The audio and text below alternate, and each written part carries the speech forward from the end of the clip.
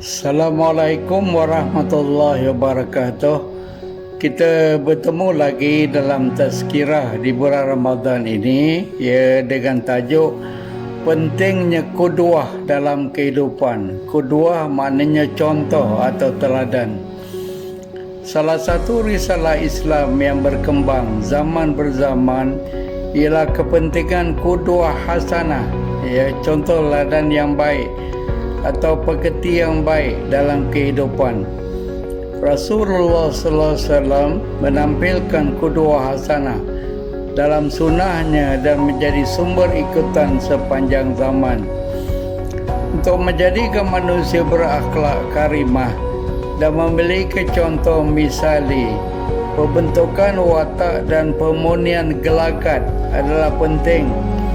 Tarbiyah rohiyah yang membangun hati dan diri menjadi prasyarat utama kepada binaan iman dan takwa.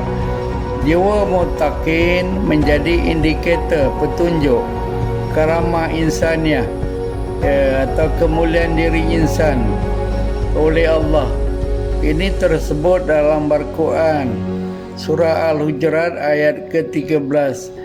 Ya ayyuhan nasu inna halaknakum min zakarin wa unsa wa ja'alnakum syu'uban wa qabaila lita'arrafu inna akramakum indallahi atqakum innallaha alimun habir. Surah Al-Hujurat ayat ke-13.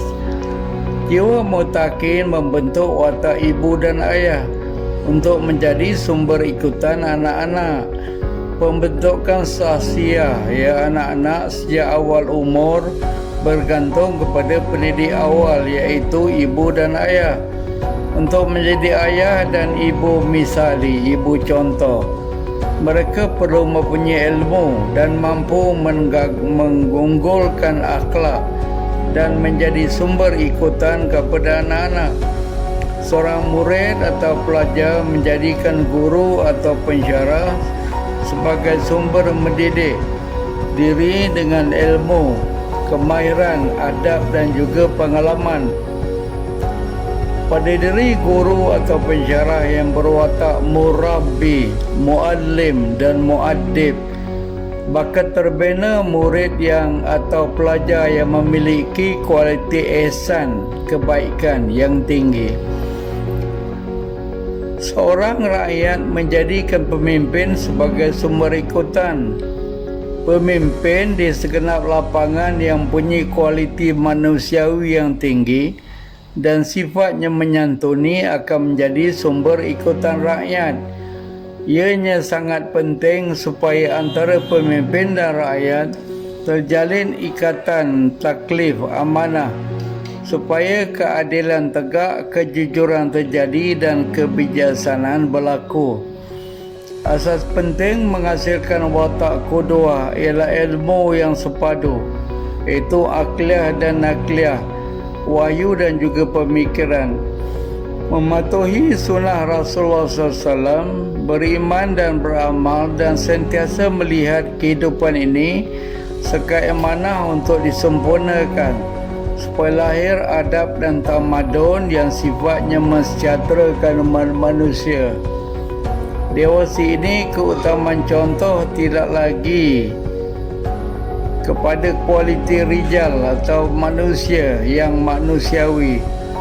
Sains dan teknologi lihat sebagai tuhan-tuhan baharu yang disembah sebagai lambang kemajuan dan perubahan.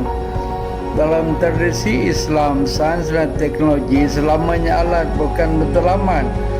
Keupayaan sains dan teknologi meningkatkan akal budi insan adalah matlamat. Manusia moden dan pasca moden kini banyak bergantung kepada upaya akal dan rasional. Untuk mencari kebenaran mutlak, akal adalah segala-gala bagi mereka.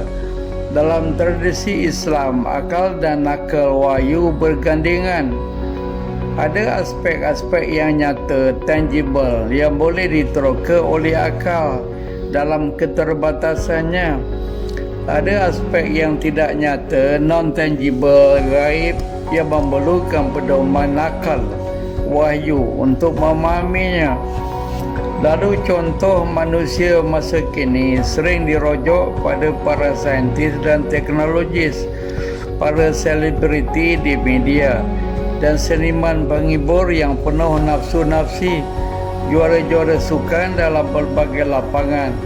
Ia tidak merujuk pada para ilmuwan dan ulama yang berwibawa dan berintegriti. Sebaliknya merujuk jenis hiburan dan aplikasi internet atau maya yang membawa kelekaan dan kelalaian, atau kepentingan adab, etika dan kesantunan yang tinggi dinafikan. Kehilangan adab pada warga moden dan pasca moden menjadi satu penyakit yang semakin parah. Manusia menjadi oportunis dan egois kerana kedudukan, darjat dan pangkat, dan ianya menyebabkan kehilangan adab terjadi. Amat penting kehidupan manusia kini dibina dengan ketinggian adab yang sifatnya menyantuni. Ianya hanya boleh berlaku sekiranya ilmu yang benar menjadi sumber asuhan dan pendidikan.